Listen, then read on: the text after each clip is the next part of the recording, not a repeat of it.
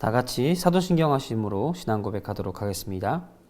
전능하사 천지를 만드신 하나님 아버지를 내가 믿사오며 그 외아들 우리 주 예수 그리스도를 믿사오니 이는 성령으로 잉태하사 동정녀 마리아에게 나시고 본디오 빌라도에게 고난을 받으사 십자가에 못 박혀 죽으시고 장사한 지 사흘 만에 죽은 자 가운데서 다시 살아나시며 하늘에 오르사 전능하신 하나님 우편에 앉아 계시다가 저리로서 산자와 죽은 자를 심판하러 오시리라. 성령을 믿사오며 거룩한 공예와 성도가 서로 교통하는 것과 죄를 사하여 주시는 것과 몸이 다시 사는 것과 영원히 사는 것을 믿사옵나이다. 아멘.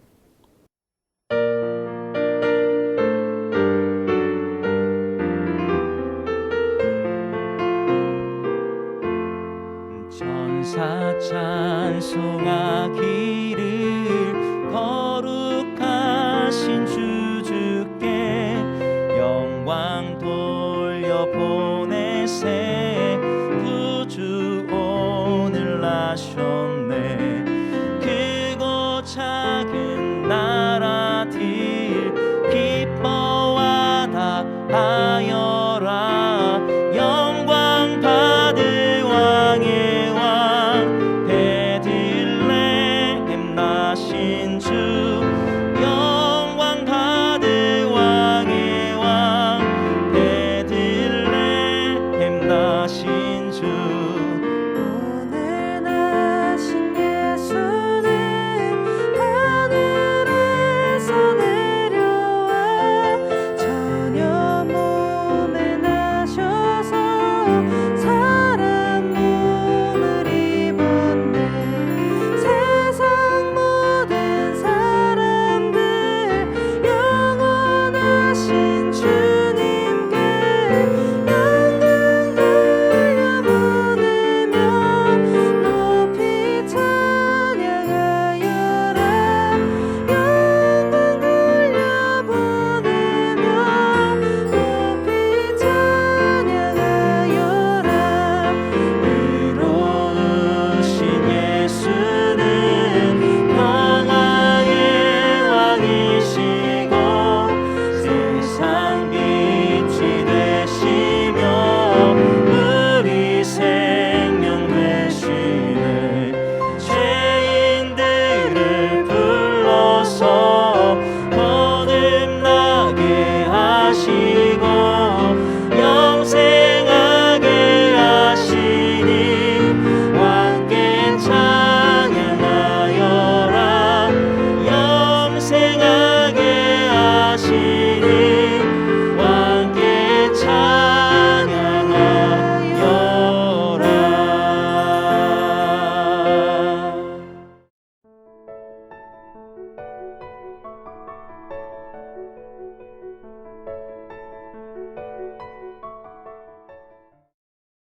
에브라임 산지에 미가라 이름하는 사람이 있더니 그의 어머니에게 이르되 어머니께서 은 1,100을 잃어버리셨으므로 저주하시고 내 귀에도 말씀하셨더니 보소서 그 은이 내게 있나이다.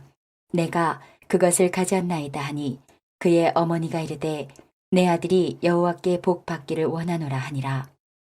미가가 은 1,100을 그의 어머니에게 도로 주매 그의 어머니가 이르되 내가 내 아들을 위하여 한 신상을 새기며 한 신상을 부어 만들기 위해 내 손에서 이 은을 여호와께 거룩히 드리노라. 그러므로 내가 이제 이 은을 내게 도로 주리라. 미가가 그 은을 그의 어머니에게 도로 주었으므로 어머니가 그 은 200을 가져다 은장색에게 주어 한 신상을 새기고 한 신상을 부어 만들었더니 그 신상이 미가의 집에 있더라. 그 사람 미가에게 신당이 있으므로 그가 에봇과 드라빔을 만들고 한 아들을 세워 그의 제사장으로 삼았더라.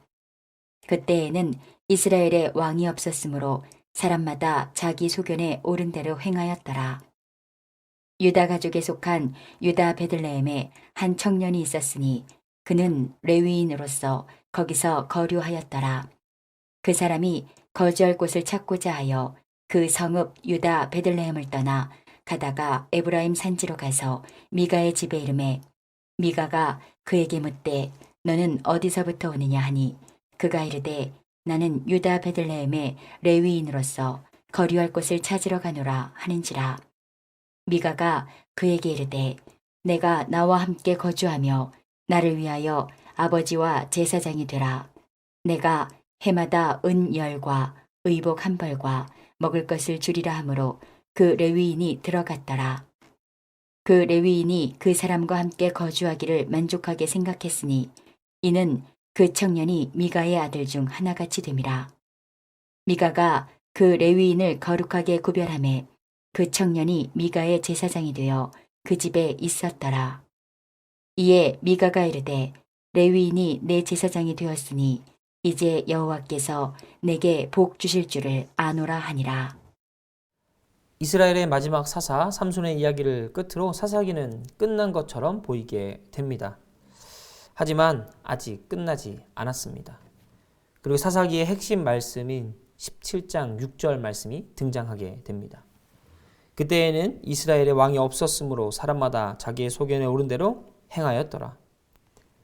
이 문구는 사사기의 전반적인 모습을 보여주고 있음과 동시에 이스라엘의 왕이 없었다는 것, 그리고 사람들이 자기 소견에 오른 대로 행했다는 것을 강조하는 문구입니다.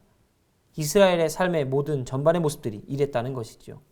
먼저 이스라엘의 왕이 없었다는 말과 동시에 곧 이스라엘의 왕이 생길 거라고 성경은 이야기해 줍니다.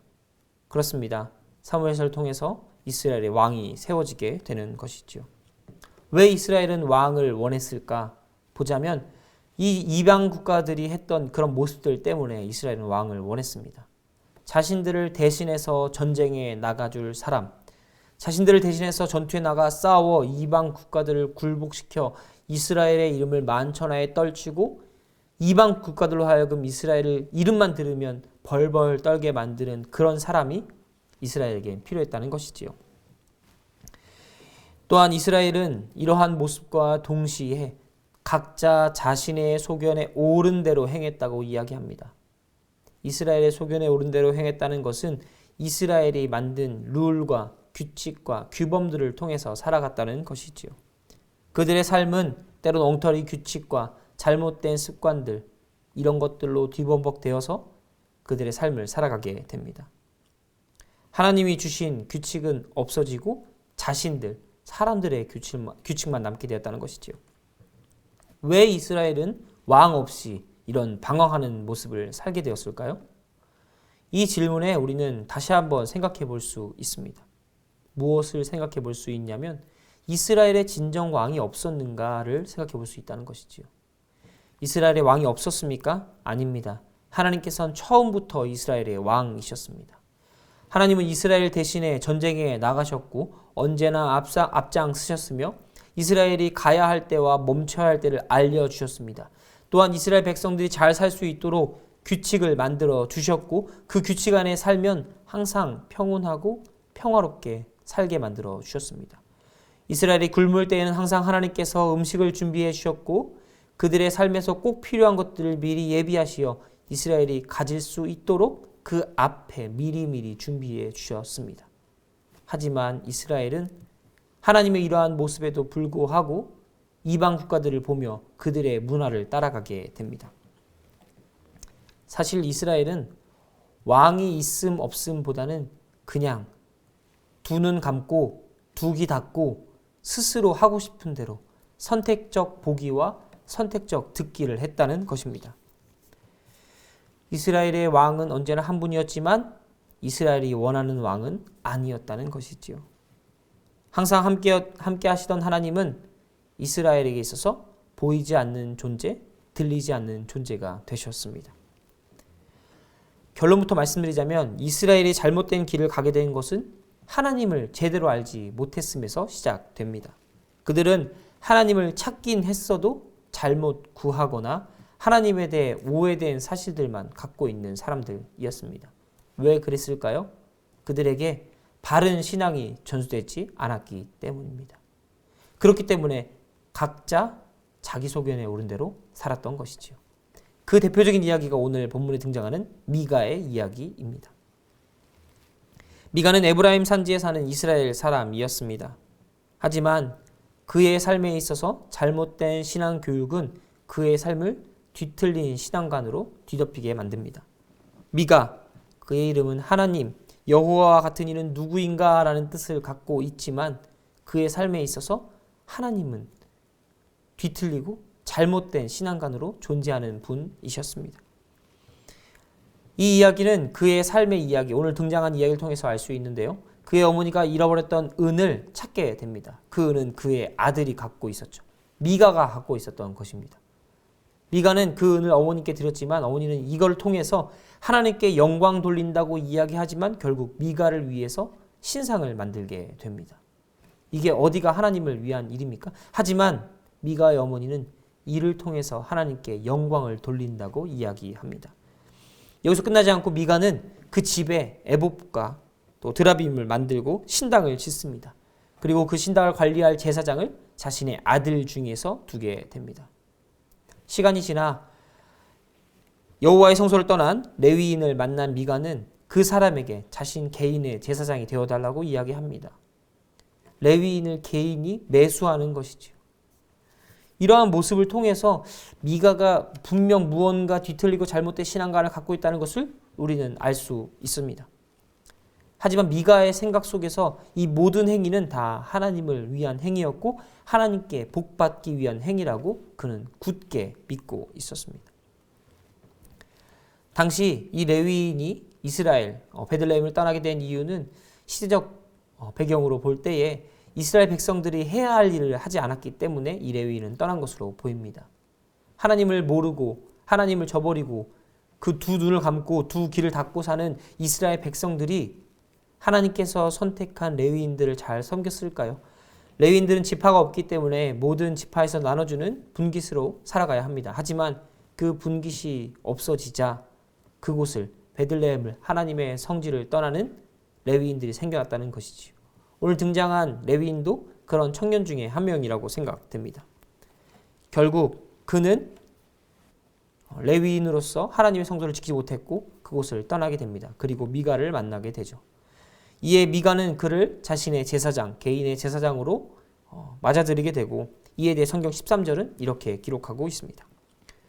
이에 미가가 이르되 레위인이 내 제사장이 되었으니 이제 여호와께서 내게 복 주실 줄을 아노라 하니라.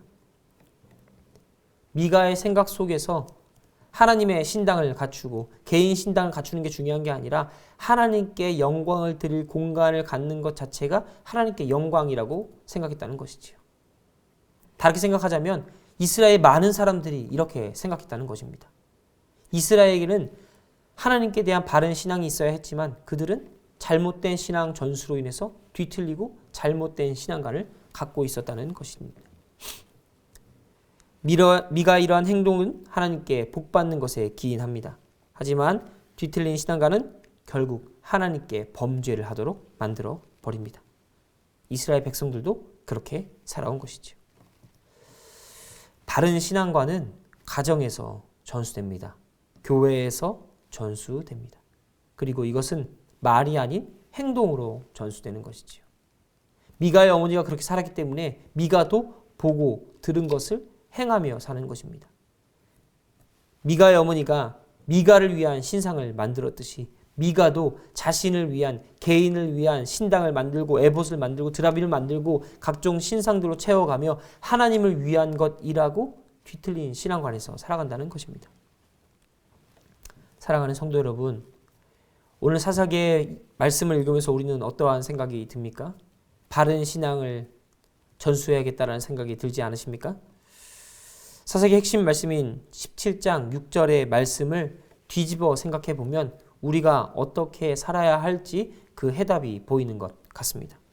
그때에는 이스라엘의 왕이 하나님이셨고 사람들은 왕의 소견에 따라 행하였더라. 이게 이스라엘에게 진정한 필요한 말씀이 아니었을까요? 또 우리의 삶에 꼭 필요한 말씀이 아니었을까요? 우리는 하나님을 왕으로 모시고 또 왕의 소견에 따라 이 땅을 살아가는 하나님의 백성으로서 하나님의 규칙들을 지키고 또 삶을 하나님의 풍성한 은혜로 채워가는 모든 하나님의 백성들이 되어야 할 것입니다. 하나님은 우리의 왕이십니다. 우리는 왕의 소견에 따라 행동하는 하나님의 왕의 백성들입니다. 사사기를 돌아보며 우리는 우리의 소견이 아닌 왕의 소견을 구해야 하겠습니다. 그리고 이 사실이 우리도 잊지 않고 우리의 다음 세도 잊지 않으며 언제나 하나님에 대한 바른 신앙관을 전수하여 하나님의 나라를 확장시켜가는 우리 모두가 되기를 간절히 소원합니다. 기도하겠습니다. 사랑의 하나님, 감사합니다. 오늘 이스라엘의 모습을 보며 하나님께서 참담하셨을 것을 조금이나마 생각해 봅니다. 그러나 이건 이스라엘의 모습이 아니라 곧 우리의 모습이고 우리의 삶이 하나님께 집중되어 있지 못하다는 사실을 반증해 주는 모습으로 보입니다. 우리도 하나님께 나와 하나님께 예배하고 하나님께 찬양하지만 우리의 삶에서 바른 것이 있는가 다시 한번 잘 살펴보게 하시고 점검하게 하시고 돌아보게 하시어 우리의 삶에서 바른 신앙을 살아내고 또 우리 다음 세대에게 그 신앙을 전수해 줄 수 있는 모든 예수비전교회 성도들이 될 수 있도록 하나님께서 함께하여 주시옵소서. 감사합니다. 사랑합니다. 예수님의 이름으로 기도드렸습니다. 아멘. 주님 가르쳐 주신 기도하겠습니다. 하늘에 계신 우리 아버지여, 이름이 거룩히 여김을 받으시오며 나라에 임하옵시며 뜻이 하늘에서 이룬 것 같이 땅에서도 이루어지이다. 오늘날 우리에게 일용할 양식을 주옵시고 우리가 우리에게 죄 지은 자를 사하여 준 것 같이 우리 죄를 사하여 주옵시고 우리를 시험에 들게 하지 마옵시고 다만 악에서 구하옵소서. 대개 나라와 권세와 영광이 아버지께 영원히 있사옵나이다. 아멘.